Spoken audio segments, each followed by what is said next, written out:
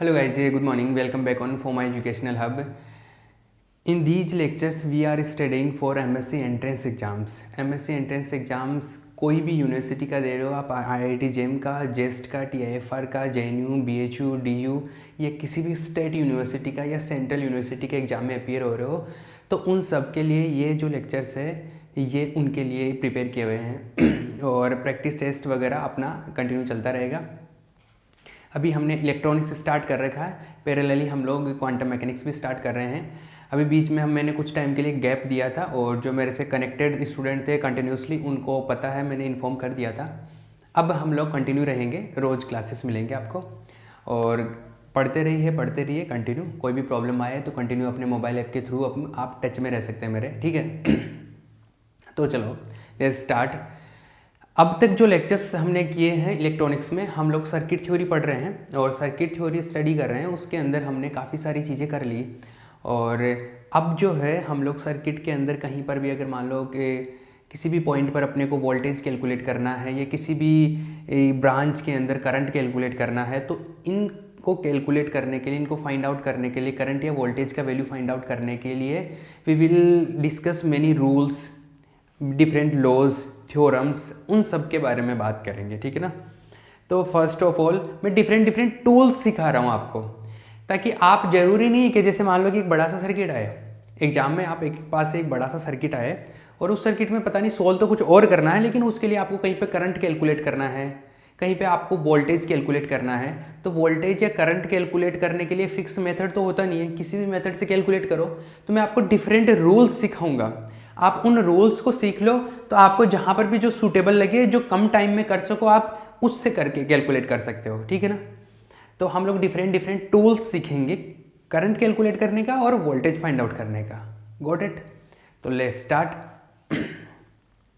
आज के लेक्चर में जो हम लोग स्टार्ट करने वाले हैं वो है अपना first topic is current division rule. First is current division rule, current division rule, ठीक है। Let's see what is this. Come here, let's take a circuit.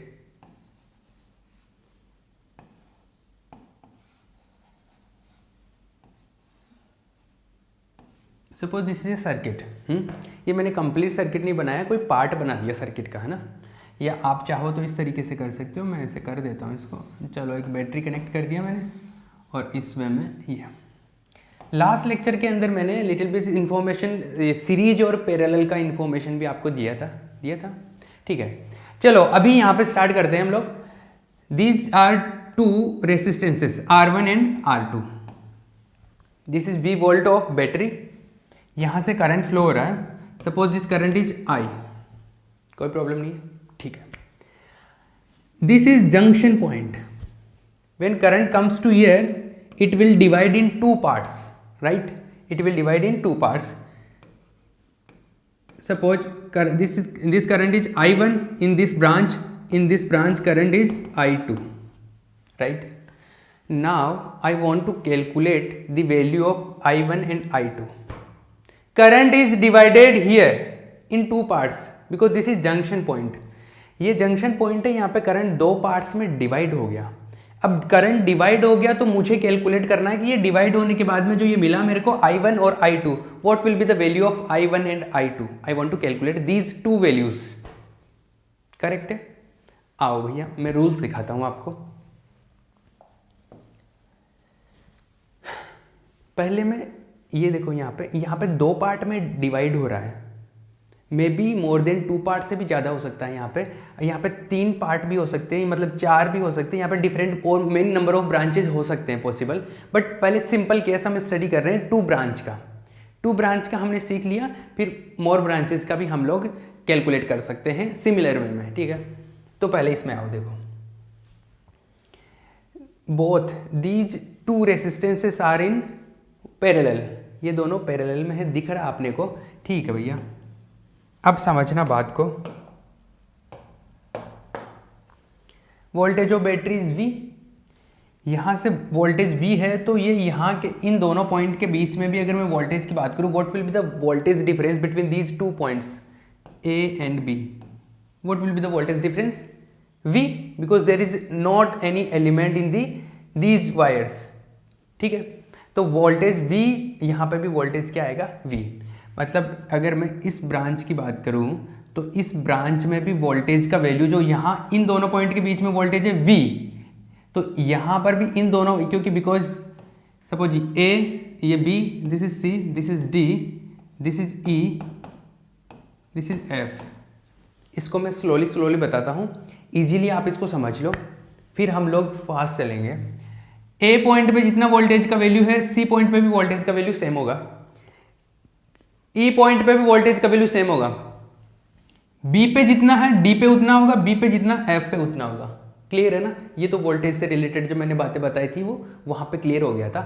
तो देखो A पॉइंट पे जितना है C पे भी उतना ही, तो जैसे अपने पास में VA और VB के बीच का वोल्टेज डिफरेंस कितना है? V है ना, VA minus VB equals to कितना है?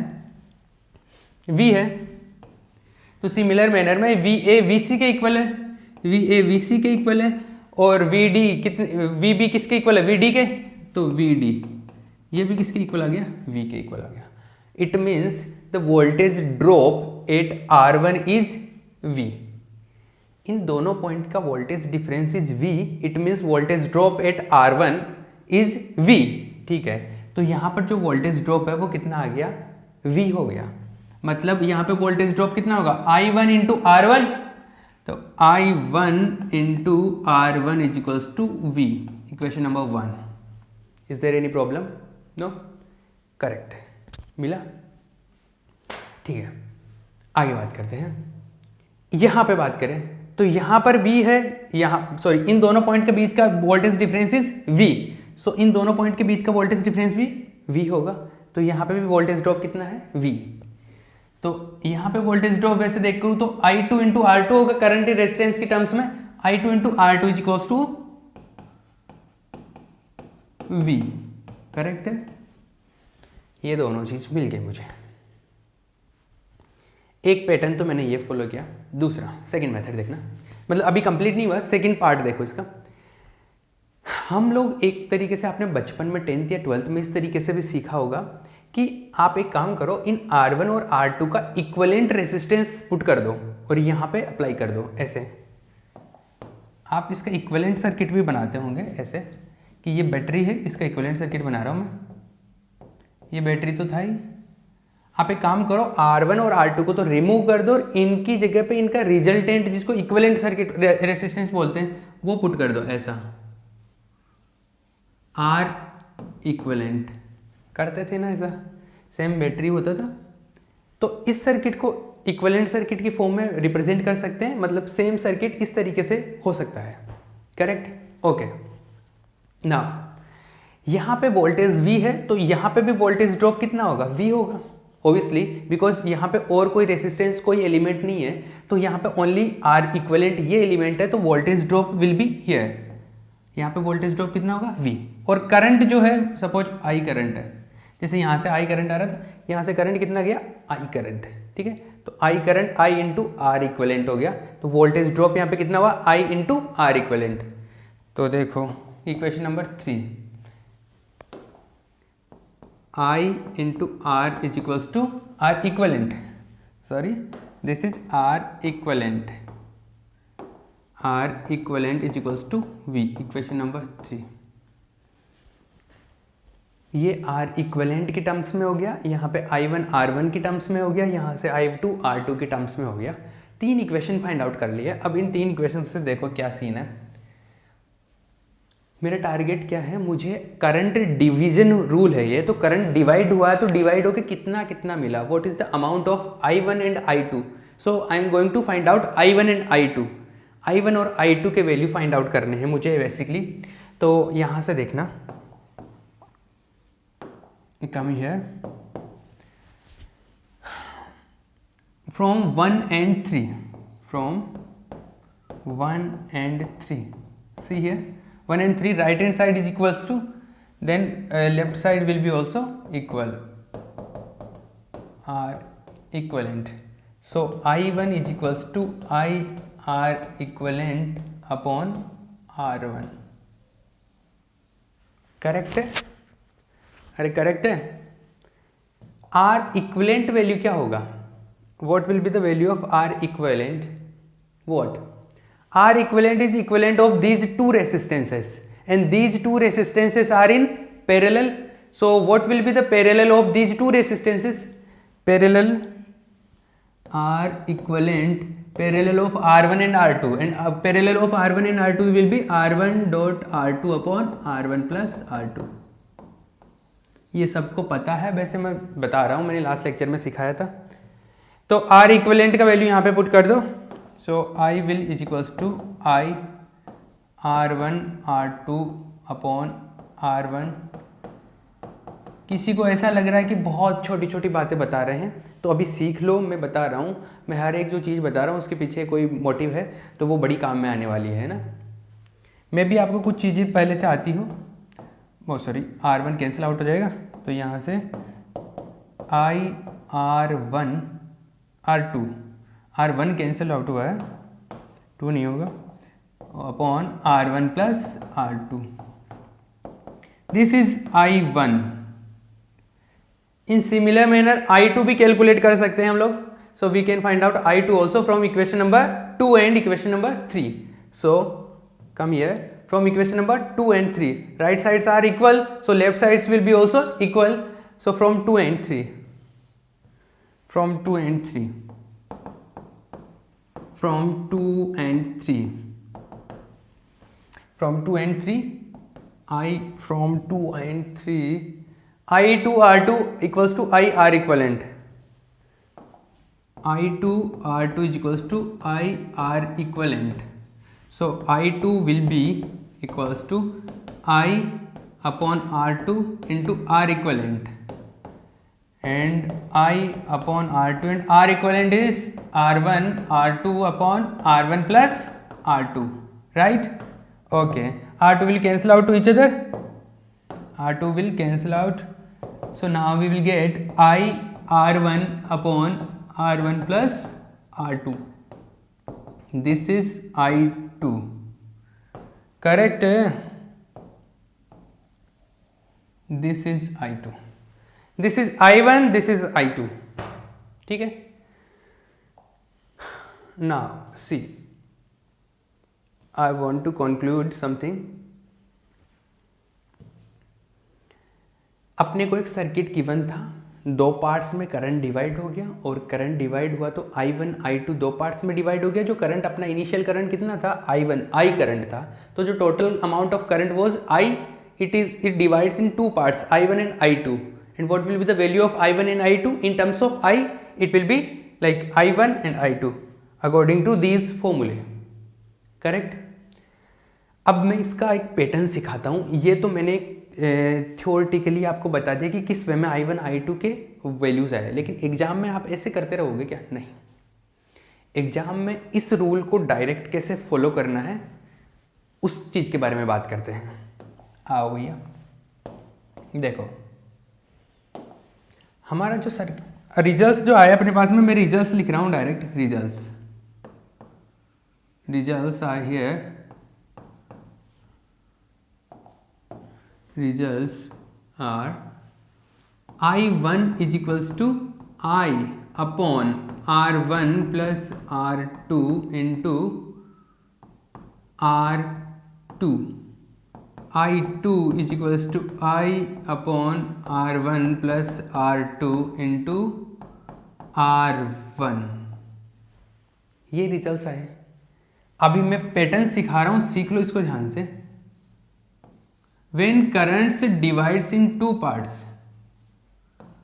this is R1, this is R2, this is I1, this is I2, correct है? The total amount of current is I. See here, ये लॉजिक्स देखना इनके कैसे हैं। करंट कितना आ रहा है यहाँ पे, I करंट एंटर कर रहा है at this junction point. It will divide in two parts, I1 and I2। तो देखना I1 का जो वैल्यू आ रहा है I1 है कि जो टोटल अमाउंट ऑफ करंट है I, उसको डिवाइड करो किससे, इन दोनों को ऐड कर दो और उससे डिवाइड कर दो, R1 और R2 को ऐड करके डिवाइड कर दो। और अगर आपको इस वायर में करंट कैलकुलेट करना है, मतलब R1 रेसिस्टेंस में करंट कैलकुलेट करना है, तो यहां पर ऊपर मल्टीप्लाई कर दो सेकंड वाले से, उसके सामने वाले से, ठीक है। इसमें देखो I2 कैलकुलेट करना इसमें, तो सबसे पहले तो I को डिवाइड करो इन दोनों के सम से, I को डिवाइड किया इन दोनों के सम से, फिर मल्टीप्लाई कर दो किससे, इसमें करंट कैलकुलेट करना है तो इसके जस्ट सामने वाले से, सामने कौन है, R1, तो R1। गॉट इट, लॉजिक चमका, अरे लॉजिक चमका, मैं जो बोल रहा हूँ वो बात समझ में आई। अगर इसमें करंट कैलकुलेट करना है तो मल्टीप्लाई किससे करना है, जस्ट सामने वाले से, इसमें करंट कैलकुलेट करना है तो मल्टीप्लाई किससे करना है, जस्ट सामने वाले से। हो रहा है ये हमने थ्योरेटिकली प्रूव किया है, ये मतलब पूरा डेरिवेशन से प्रूव किया। अभी मैं इसका डायरेक्ट लॉजिक सिखा रहा हूँ ताकि आप एग्जाम में फटाफट परफॉर्मेंस दे सकें, ठीक है, करेक्ट है। जैसे अगर इस पे एक न्यूमेरिकल करते हैं, फिर इसके डिफरेंट टाइप के, और हम लोग इसी के ऊपर डिफरेंट तरीके से बात करते रहेंगे। ये हो गया होगा, इस पे न्यूमेरिकल करते हैं, न्यूमेरिकल मतलब इस पे क्वेश्चन करते हैं। देखो एक एग्जांपल करते हैं, मान लो कि कोई भी इधर से करंट आ रहा है,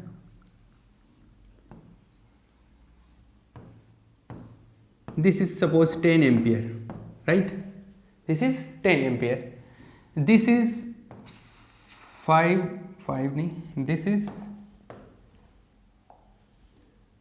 2 ohm, this is 3 ohm, right, correct। अब मुझे करंट कैलकुलेट करना है I1 एंड I2, तो कैसे कैलकुलेट करूंगा, I1 का वैल्यू देखो डायरेक्ट में, I1 का वैल्यू आएगा I अपॉन ये दोनों रेसिस्टेंसेस का ऐड, दोनों रेसिस्टेंस का add, R1 plus R2 into I1 calculate करना, तो सेकंड जो सामने जो ब्रांच है उसमें जो रेसिस्टेंस है उसका वैल्यू, उसके सामने ब्रांच है 3 का, तो ये आएगा R2, मतलब R2, मैं इसको R1 बोल देता हूँ, इसको R2 बोल देता हूँ, ठीक है।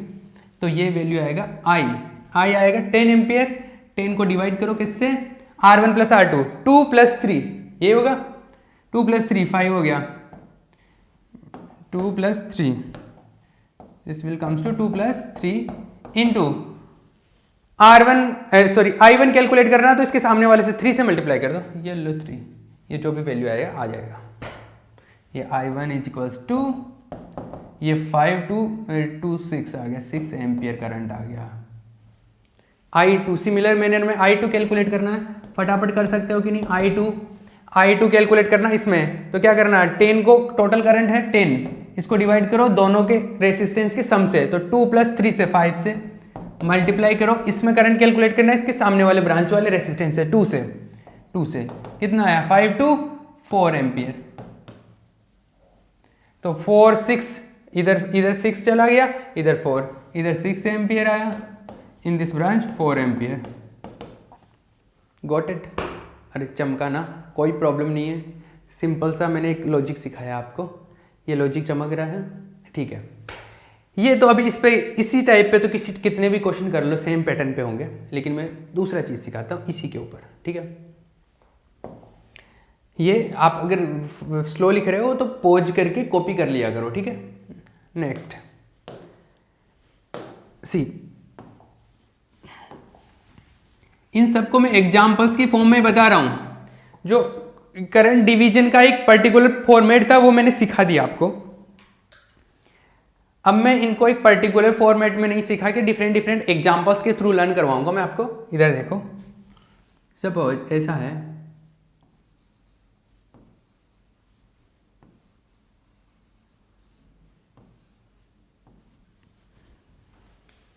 ऐसा आ गया R1 R2 R3, this is current I, this is I1, this is I3। Suppose ये है I1 बोल लो या इसको I2 बोल लो, ठीक है।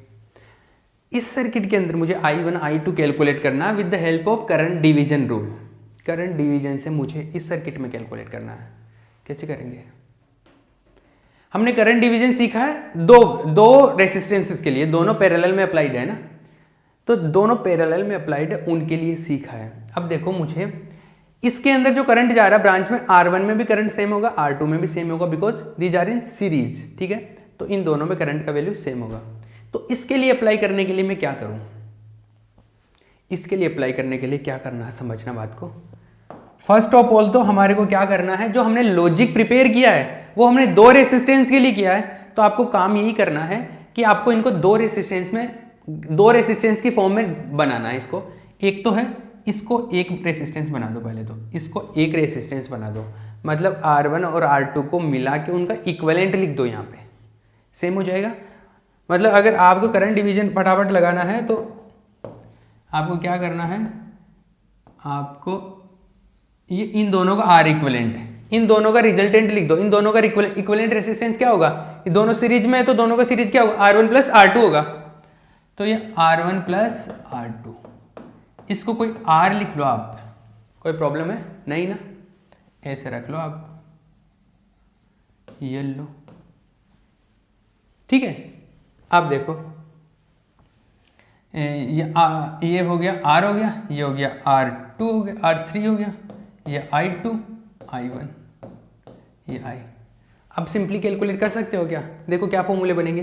I1 कैलकुलेट करना तो I1 क्या होता है, I अपॉन दोनों का सम। अब सम किसका आएगा, इसका और इसका R का, तो सम आएगा R3 प्लस R, ठीक है। ये R इक्विवेलेंट लिख दो तो कोई प्रॉब्लम है क्या, इक्विवेलेंट ही लिख दो इसको, ताकि आपको ध्यान रहे कि जो दोनों रेसिस्टेंस काम में लिए उनका इक्विवेलेंट है, ठीक है। R equivalent multiply I1 calculate करना है, I1 तो आपको इससे सामने वाले से मल्टीप्लाई करना पड़ेगा, सामने क्या R3, ठीक है। ये मिल गया आपको, तो simply R3 upon R3 plus R equivalent में क्या R1 plus R2, R1 plus R2 simple. Similarly I2 will be, I2 का वैल्यू क्या आएगा, I2 का वैल्यू कैलकुलेट करना है तो I अपॉन इनका सम क्या आएगा, R3 plus R equivalent multiply I2 calculate करना, I2 तो आपको मल्टीप्लाई करो किससे, I2 कैलकुलेट करना इसके सामने वाले से, मतलब R इक्विवेलेंट से मल्टीप्लाई करना पड़ेगा, ठीक है। तो ये आ गया क्या, I इंटू R इक्विवेलेंट क्या है, R इक्विवेलेंट है R1 plus R2 upon R3 plus R1 plus R2, ये हो गया I1 एंड I2, करेक्ट है। फिर मिल गया ना। इस पे भी एक क्वेश्चन करते हैं, एक वैल्यूज के अंदर हम लोग क्वेश्चन करते हैं। पैटर्न समझ में आ रहा होगा आई थिंक, पैटर्न सिंपल है। एग्जाम्पल, सपोज इधर से करंट आ रहा है 10 एम्पियर, सिमिलर मैनर में ये है 1 ओम, ये मान लो 2 ohm, this is 2 ohm. Current calculate करना है मुझे I1 I2, ठीक है। मैं क्या करूंगा, इन दोनों का रिजल्टेंट लिखूंगा सबसे पहले तो 1 और 2 का रिजल्टेंट 3 ओम। तो आप डायरेक्ट इतना कैलकुलेट करने की जरूरत भी नहीं पड़ती। आप जेम का एग्जाम दे रहे हो, यूनिवर्सिटी का एग्जाम नहीं है, आपका कैलकुलेशन फास्ट होना चाहिए, है ना। आप एमएससी एंट्रेंस के लिए प्रिपरेशन कर रहे हो तो आपका calculation should be very fast. तो देखो ये 1 और 2 का क्या होगा, सम कर दूं तो 1 और 2 का सम क्या होगा, इट विल बी 3। 1 और 2 का सम 3 होगा। तो आप डायरेक्ट इसको ऐसे लिख सकते हो, आप नहीं भी बनाओ ऐसा तो भी आप डायरेक्ट ऐसा लिख सकते हो। ये तो 3 हो गया, ये 2 ओम हो गया, ये 10 एम्पियर आ रहा है। I1 I2 कैलकुलेट कर सकते हो। वैसे आप 2-4 क्वेश्चन करोगे ना तो आपको खुद को समझ में आने लग जाएगा ये, ठीक है। Sorry, now see I1 is equals to I divide हो रहा, I आ रहा I 10 एम्पियर डिवाइड हो रहा इसमें और इसमें, तो ये तो 2 एम्पियर है और इसका क्या आएगा, ये इन दोनों का इक्विवेलेंट कितना आ रहा, 3 आ रहा है ना दोनों का इक्विवेलेंट। तो 2 प्लस 3 इंटू इसमें करंट कैलकुलेट करना तो इसके सामने वाले से मल्टीप्लाई करना पड़ता है, मतलब 2 से, ठीक है। ये 5 से कितना हुआ, 2 2 4 एम्पियर आ गया, ठीक है। I2 I2 is equals to 10 ampere total current upon दोनों के सम से मल्टीप्लाई कर दो तो 2 और इसका सम इसका रिजल्टेंट क्या आया था, रिजल्टेंट 3, तो 3 + 2 5 इंटू इसमें कैलकुलेट करना करंट, तो इसके सामने वाले से, इसके सामने कितना है टोटल 3 है।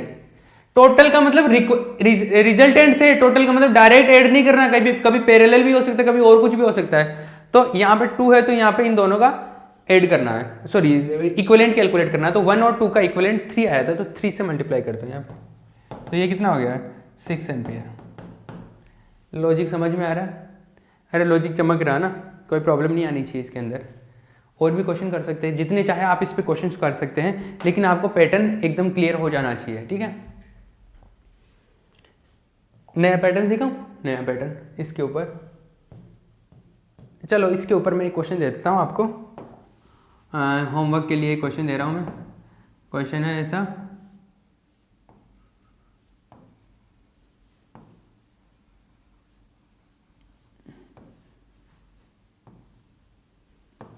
ये 10 एम्पियर है, ये 1 एम्पियर है, ये 2 एम्पियर है, ये 1 एम्पियर है, ये 1 एम्पियर है।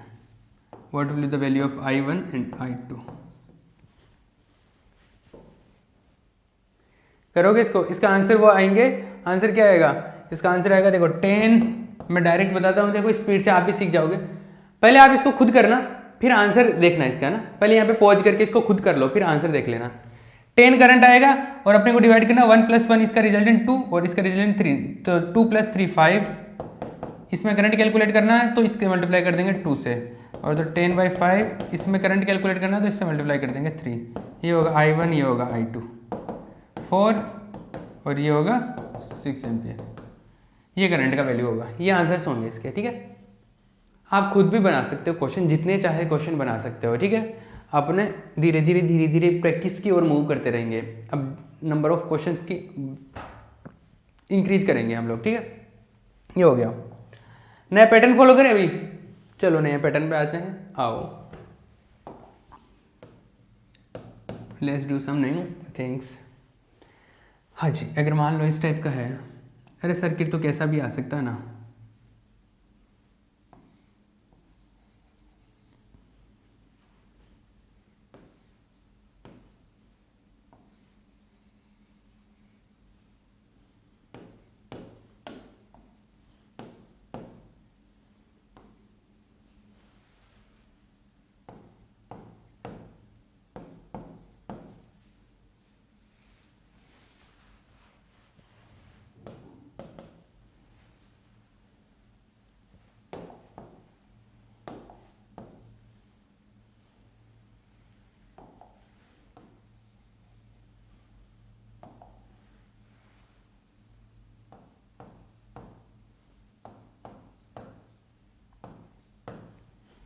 देखो सी दिस पैटर्न, ये क्वेश्चन को मैं होल्ड पे छोड़ता हूँ। अगर आप इस क्वेश्चन को खुद कर सकते हैं तो करना, मैं नेक्स्ट पार्ट के अंदर इसको एक्सप्लेन कर रहा हूँ। तो कोई नेक्स्ट पार्ट कंटिन्यू भी कर रहा है तो इसको पहले पॉज करके या इसको पहले क्वेश्चन को ट्राई करें। अगर आप इसको कर पाए तो ये बहुत मतलब अच्छा क्वेश्चन है। इसको अगर आप करना सीख गए तो आपको ये मतलब कि जो सारा जो एक पैटर्न है पर्टिकुलर अंडरस्टैंडिंग डेवलप हो जाएगी। कोई भी सर्किट गिवन होगा तो उसमें बहुत सारी चीज़ें आप खुद कर सकते हैं, ठीक है। तो ये नेक्स्ट पार्ट के लिए मैं यहाँ पर ड्रॉप कर रहा हूँ, तो नेक्स्ट पार्ट के अंदर देखें इस चीज़ को, ठीक है।